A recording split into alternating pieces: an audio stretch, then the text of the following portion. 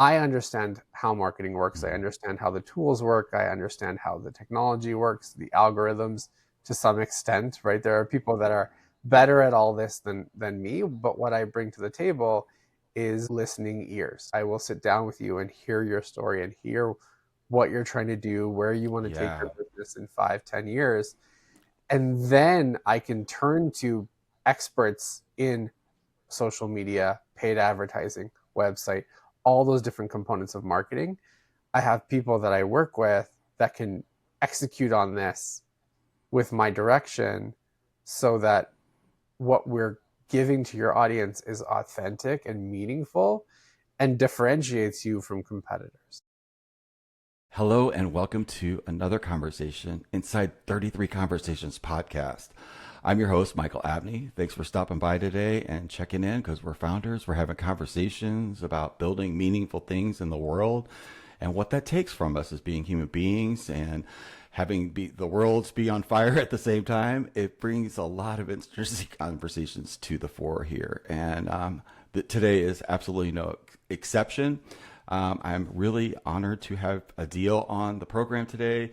Adil is a marketer, a strategist who sees marketing not as a manipulation, but as a modern day service. His path has not been linear, and he never knew what he wanted to be, yet somehow became the person brands today rely on to tell their story with truth and with heart. And I can say that, getting to know you a little bit on our pre-call, the humanness that you bring to the table to something that, somebody like me, I get about 50,000 emails a day from marketers all over I can help you, I can help you, I can help you. And it all becomes sanitized. But when we were talking, your take on it and the human side of it really inspired me to have you on the show today and talk about this particular aspect. So thank you for being here and welcome to the show.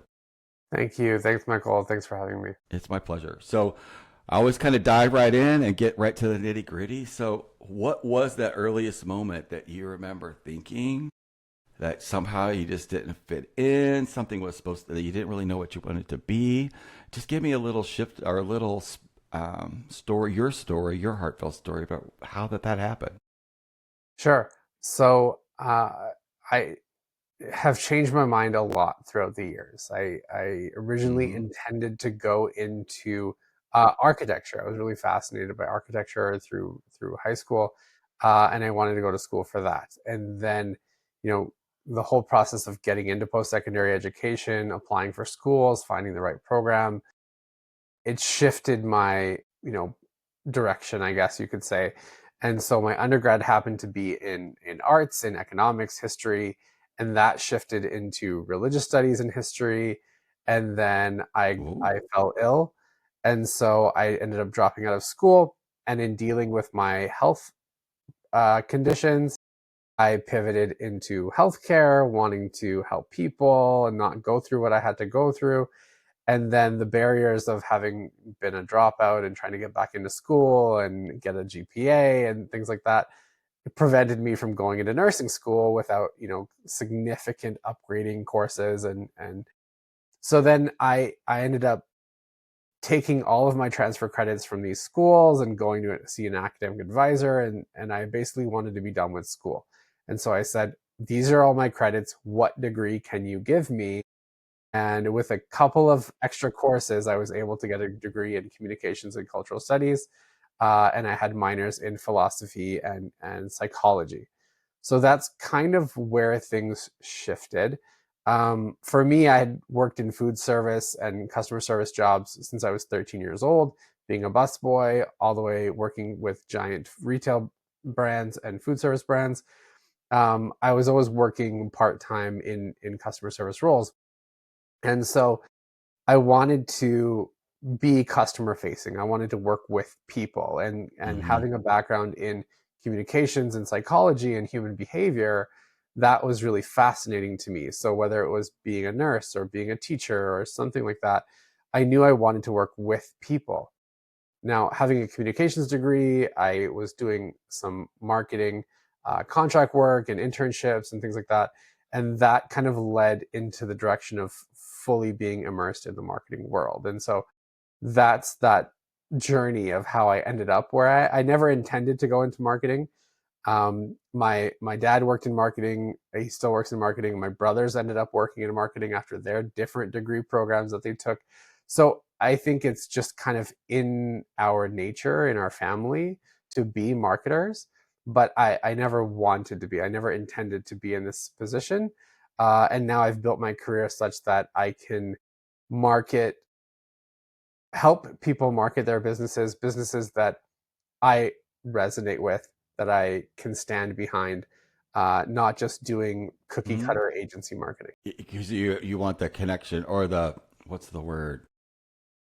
And integrity, like that's Yeah, integrity for you. Yeah. totally, totally. Okay. It's about So. integrity, and it's about, well, and you positioned it perfectly in the introduction, where I like to tell people's stories.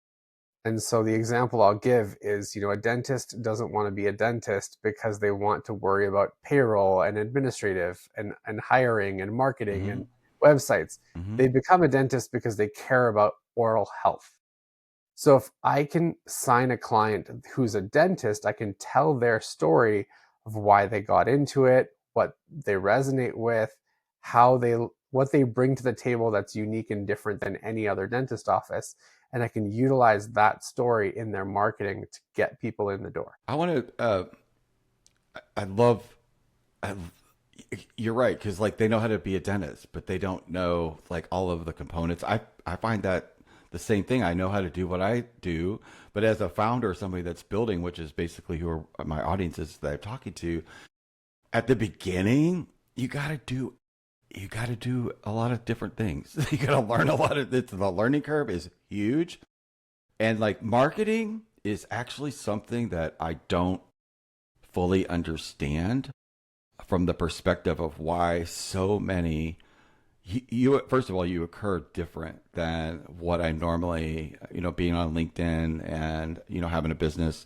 You get approached a lot through direct marketing or people get in your DMs like say, hey, I got the perfect thing for you. I work with people like you. I can help you. And then at the beginning, of course, I talk to them because I'm like, oh, they can help me.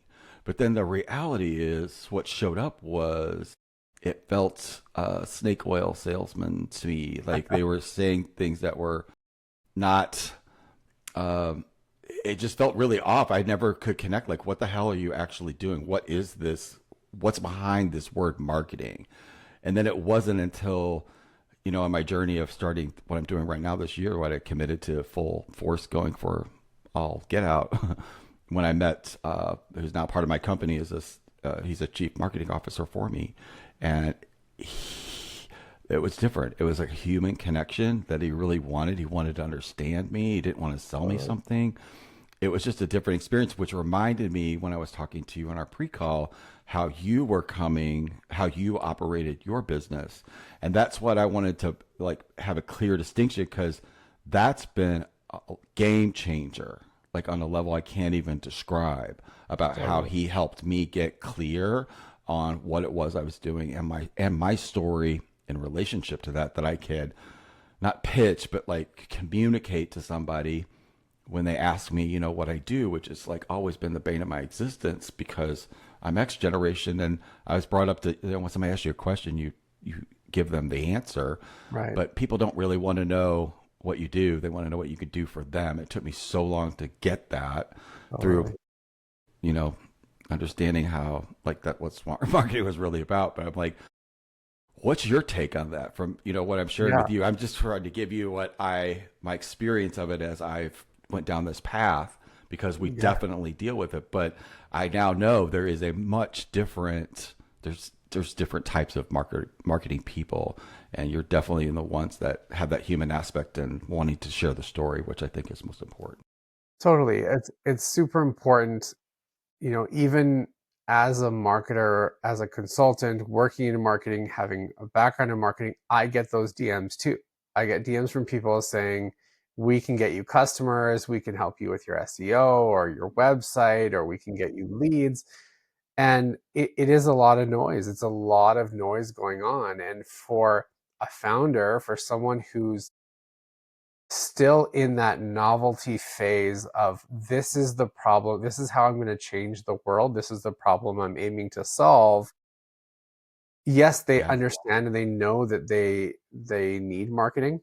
Founders know they need marketing. They know they need to get their solution in front of their audience's eyeballs. And if someone is promising to do that for you, then it's enticing. It's very enticing. But again, my approach is that you have a story to tell. You have a story to tell. You have a problem that you're solving. You have a change in the world that you're trying to make. I understand how marketing works. I understand how the tools work. I understand how the technology works, the algorithms to some extent, right? There are people that are better at all this than me, but what I bring to the table is listening ears, right? I will sit down with you and hear your story and hear what you're trying to do, where you want to take Yeah. your business in 5, 10 years. And then I can turn to experts in social media, paid advertising, website, all those different components of marketing. I have people that I work with that can execute on this with my direction so that what we're giving to your audience is authentic and meaningful and differentiates you from competitors. Yeah. And that's the key. But you're Mm. listening. It's like it's not automated. It's something that AI can't actually do. You have to like yeah, it can't listen like that. So Yeah. I also love that aspect of this as well. But you said components, because to me, some of that's not in it.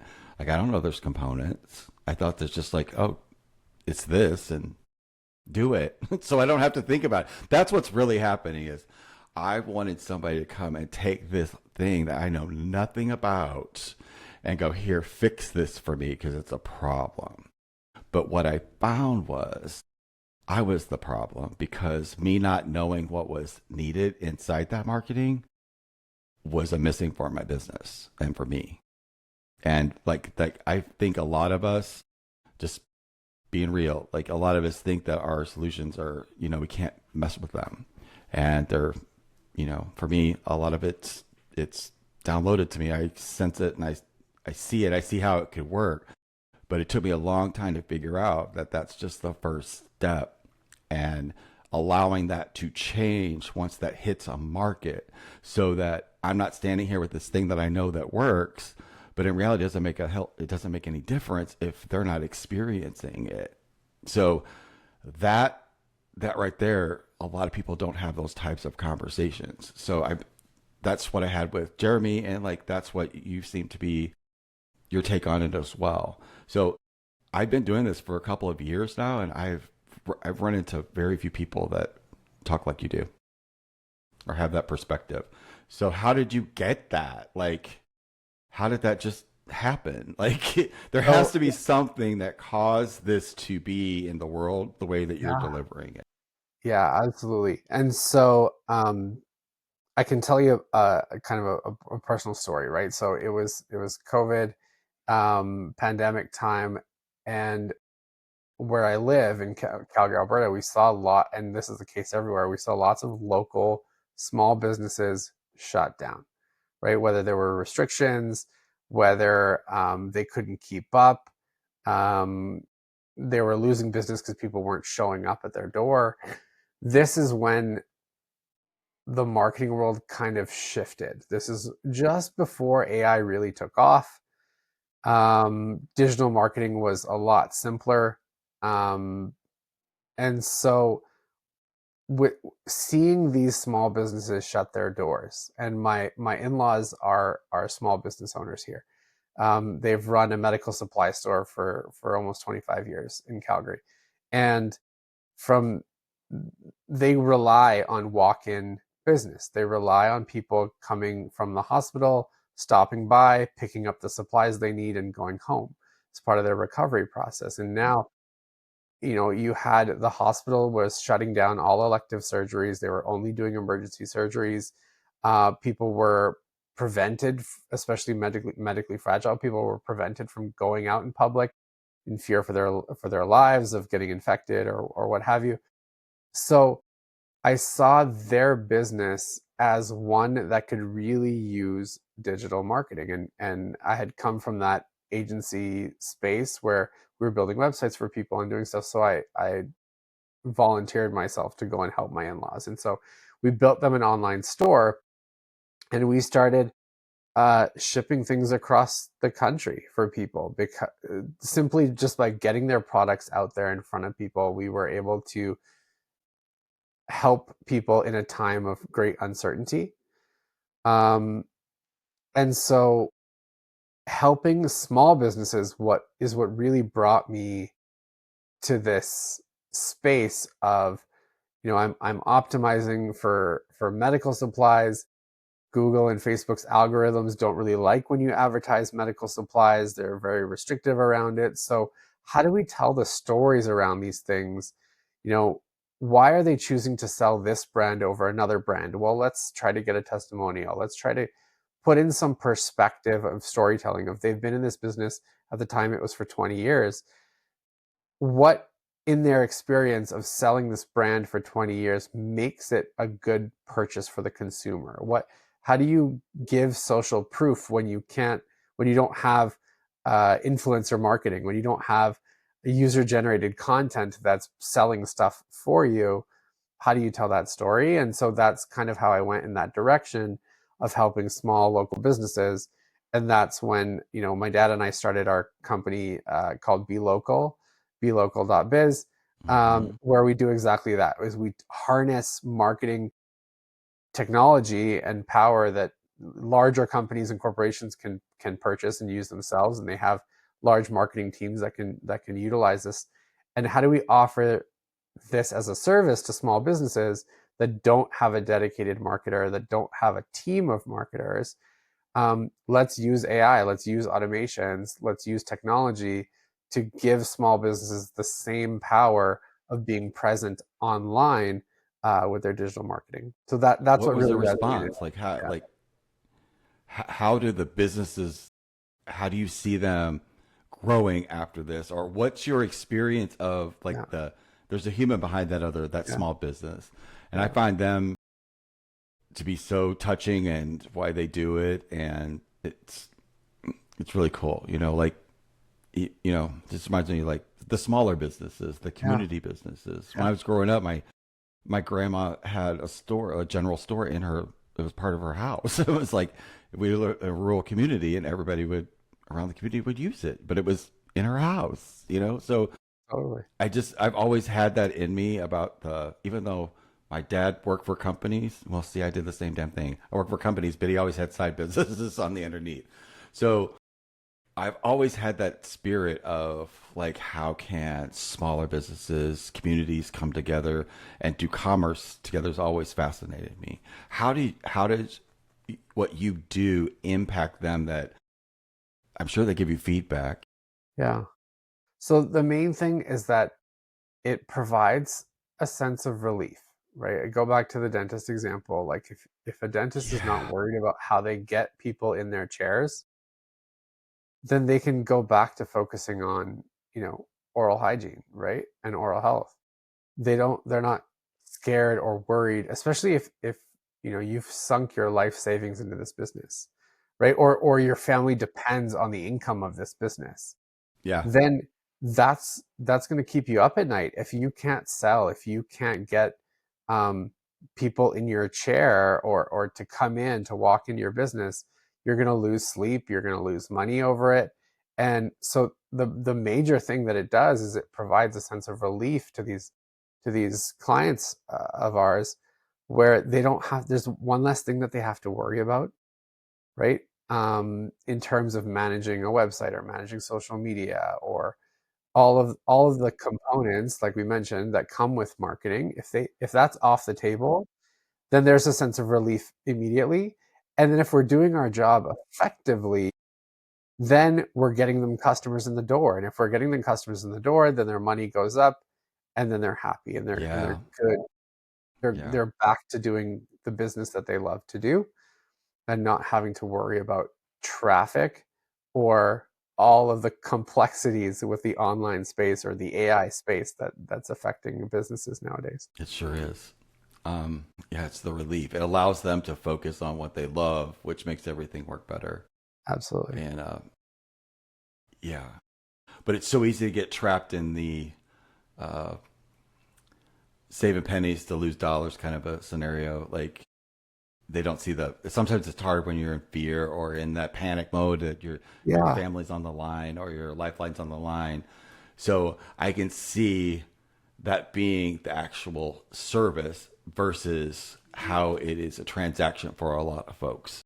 That's actually I answered one of the questions I was going to ask you. It's like when did you know that what you were doing really was a service? I know it sounds like a weird question, but like Yeah. It's there's doing stuff for money and then there's Mhm. doing it because you know there's in service of something. I don't think, I'm just asserting here, I don't think that that's a thing out there that people think of marketing as a service, like being of Yeah. service, not, you know what I It mean?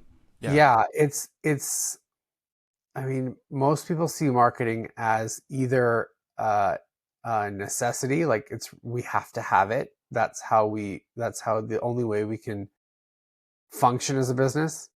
And other Mm-hmm. people, I would I would gamble to say most people see marketing as it's fluff and it won't contribute to the bottom line necessarily. Bottom line. And it's I hear always that a the lot. first thing to get cut, right? Budget Yeah. wise, time wise, it's always, especially with small businesses where your finances are tighter, your wallet's tighter. It's the first thing to get cut because it's expensive to do because it's so complex, right? And so again, if we Yeah. can It's hard offer to see something, like where that turns back yeah, into dollars for them, yeah, even though there's that's so many really gaps. what it is. Yeah, there's so many gaps in attribution where you don't know, okay, just because I got a million likes on my post on Instagram, that doesn't mean I have a million customers spending money with me, right? And Yeah. so it's it's complicated and you can fall into all the traps. Like really, really good marketing looks effortless. And so as a CEO or as a founder, you see your competition doing stuff and you're like, that's easy. I can just hire someone out Mm-hmm. of school to do this. And it doesn't work that way. And at the same time, just because you're putting tons of money and energy and people behind your marketing, it doesn't mean you're going to get dollars at the end of the day, right? Viral videos don't necessarily make companies a lot of money unless you have something to capture their attention. To you have to have a CTA, you have to be able to sell them something quickly and effectively to capitalize off the popularity or the virality of whatever video you put out there. And if you don't have any of that set up, then you've made a viral video for nothing almost, right? And so yeah, Yeah. it can be a double-edged Most sword. people don't think about that. Yeah, yeah, Most people don't think about that. But it's true. That does not mean that at all. absolutely. You have to have Wow. all of your pathways set up so that everything you do in marketing leads to someone actually giving you money for a product or service. Yeah. But not manipulative. It's because Yeah, it's connective to they have to see themselves in whatever that is, or that has to provide you're really showcasing value, but it has to be valuable for that person, or it's not gonna what's totally. valuable And for me so is not valuable for somebody else. yeah, you can have people like, okay, so I use that example, it's a bit extreme, but you can have people make the one-time purchase. They saw something cool on TikTok, they clicked the Amazon link, they bought your thing, great, cool, now everyone has one, right? But what's going to Now what? keep that person coming back to you for the next thing, Yeah. right? And especially if you're in the Hmm. services industry, right? If you're providing a service to someone, it's great to provide it one time and get a check and you're good. But what's going to keep that person coming back to you over and over? What's going to build that brand loyalty so that you can continue to make money, right? That's why you have all these businesses that are like one hit wonders, or you have like Kickstarters that don't really turn into companies. They That don't just kick. sell one product one time and then they're done, right? So yeah, you Yeah. that's the key difference between selling a product or service one time or a couple times versus Yeah. If you can resonate with your customers, if you can tell your story and it means something to someone, it'll build your trust, it'll build your loyalty, and then you have a more sustainable model. So that's part of my approach too, is I want everything I do for my clients to be sustainable. I don't want it to be one hit wonder marketing, right? um Yeah, because you would fall into the same trap with your own business. Absolutely, absolutely. You're doing the same thing. Like, Yeah. so I think that's this is a it's a mindset shift, especially for me listening to it, because I can see how if somebody wanted a marketing person to fix something, that could really put you in hot water if you weren't really clear about what it was that you offered and the reality of it. Because like that's the genesis of people being upset, is that they have a idea that gets thwarted, and a lot of people have that idea. It's like, here, take this and fix it, which is really the underpinning of what you do want, but they also have to understand the bigger picture and the long haul about it. Because building a physical business is one thing, but building a online business is different. I think that there's some point in the future where it's gonna melt, and it's both.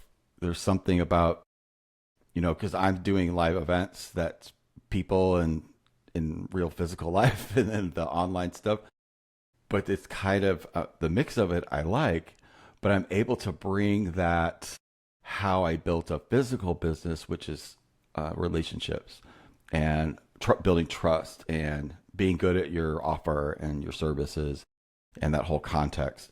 That's how I built my hair business back in the day, was that, and it's just word of mouth. And there was no internet, or there was internet, but not actually there wasn't internet when I first started. It was all word of mouth. Totally. But you do one thing right, everybody.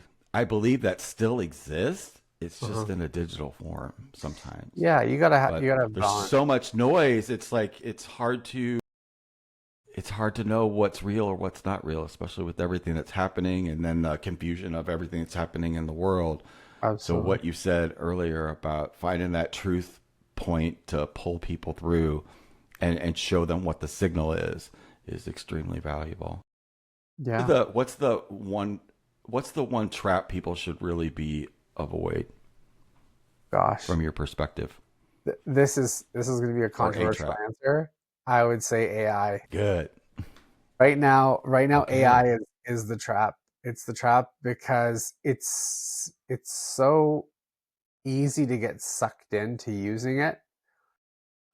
It's really difficult to use it well and in a meaningful way. Hmm. You look at people are shifting towards using AI for everything, and that's taking away from making genuine human connection or being real.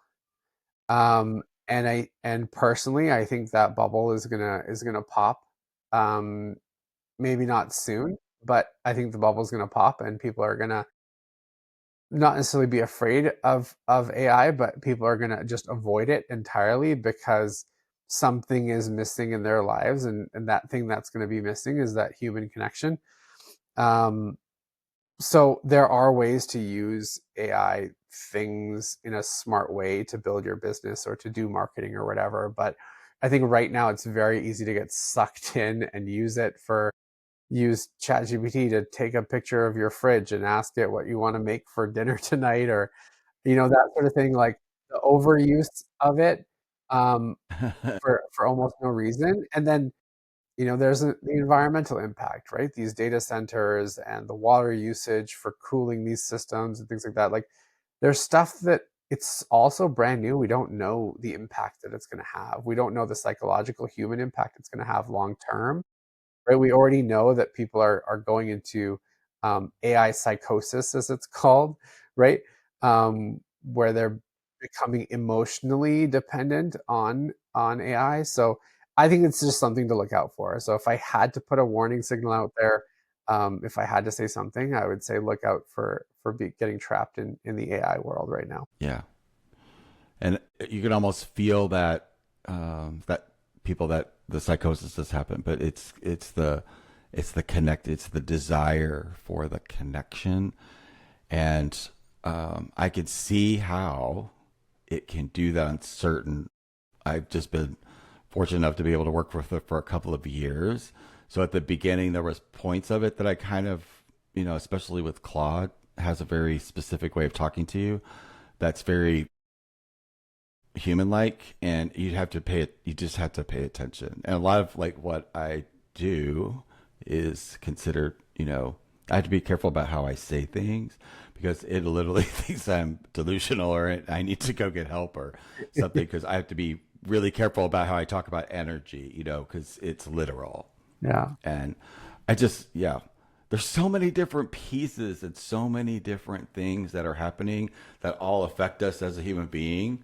And I think it's just, it's great to talk about the subject.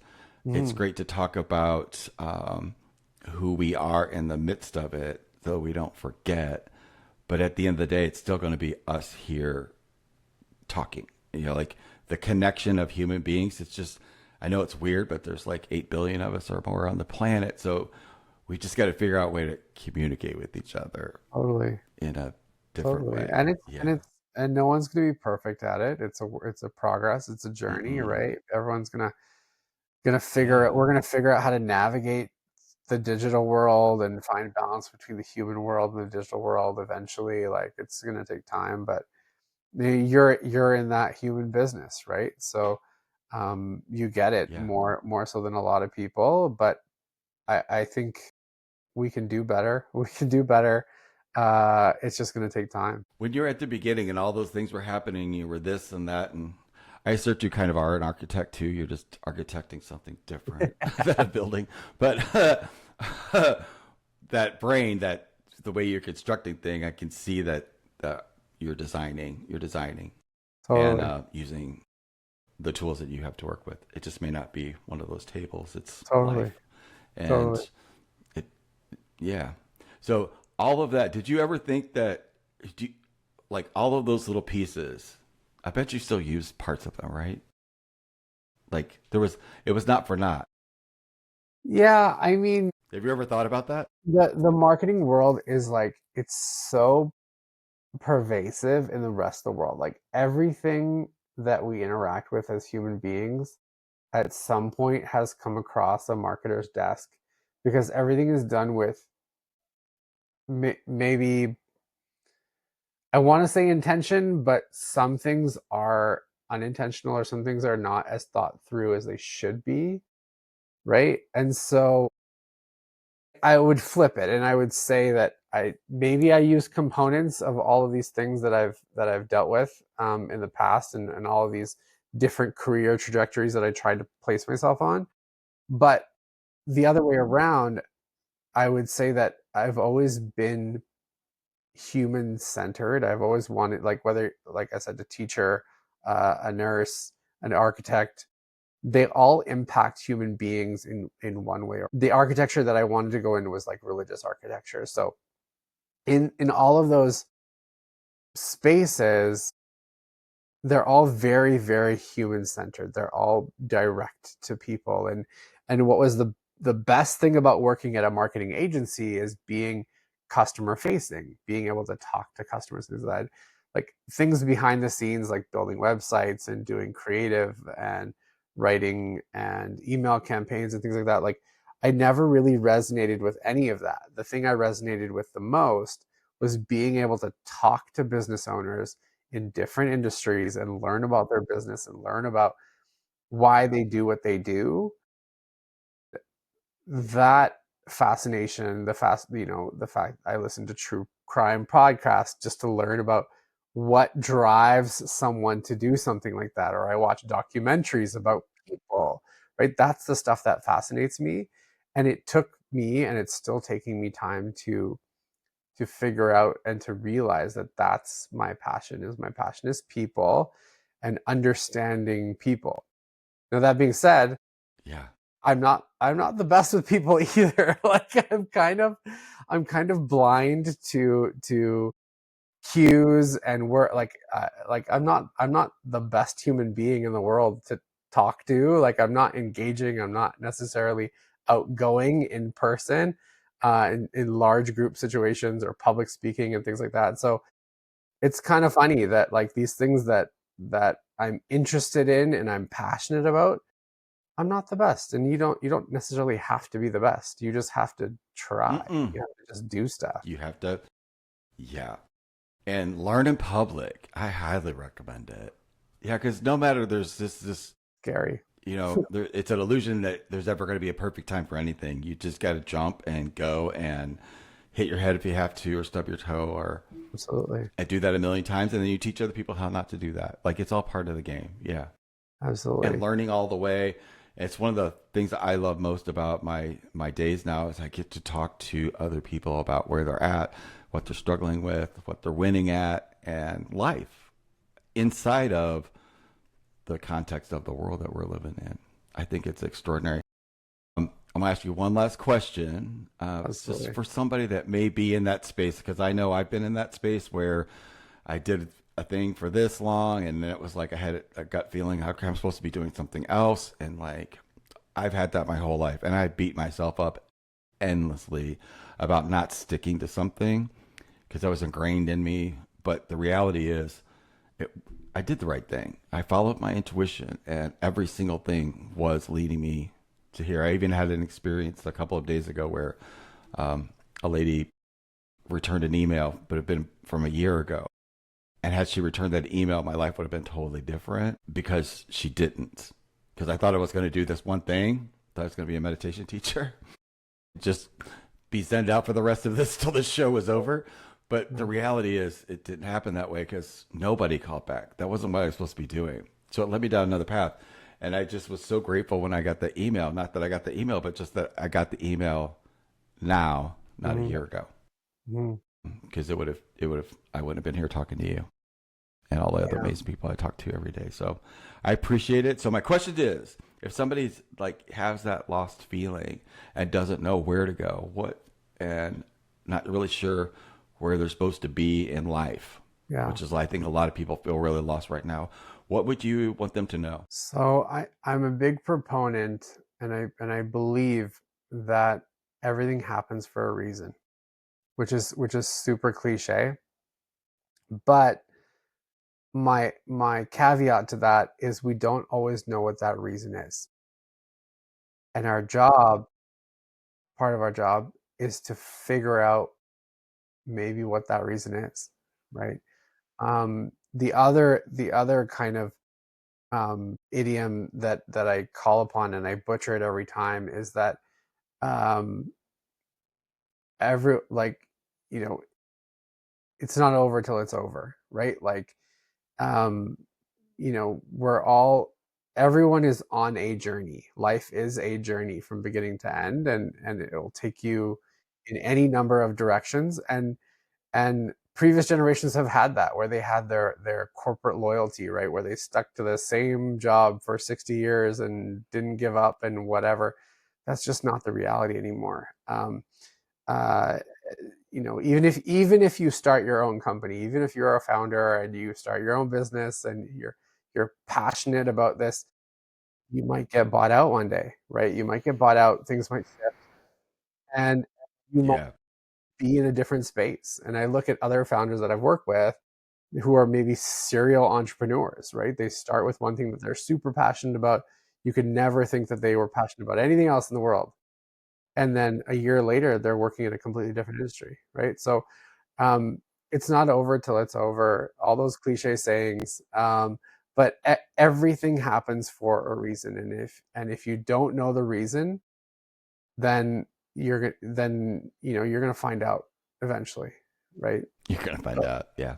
But I do Yeah. believe that there's Trust. something there that's doing things for a reason, whether it's a god, whether it's the Force, if you're a Star Wars fan, or whatever it is, right? Um, Everything happens for a reason, and you just don't always know what that reason is. Absolutely. Yeah. And if anybody's listening today, yeah, we both have our baby Yodas out, so it's all good. There he is. Thank you so much for sharing Thank your you. wisdom with us today, Thanks, and Michael. really appreciate it. It's a great conversation. I know it really opened my awareness about what it is, further exploration of the marketing world, and I just feel better for knowing it. So I appreciate that. Absolutely. Thank To you, everybody Michael. listening today, yeah, absolutely. And we'll continue the conversation. I feel like this is a community growing and just tons of amazing people doing amazing things. And thank you for being one of them today. I appreciate it. Thanks for having me. To everybody else out there listening in to another episode of 33 Conversations, just stay present, stay honest, and we'll see you in the next conversation. Bye, guys.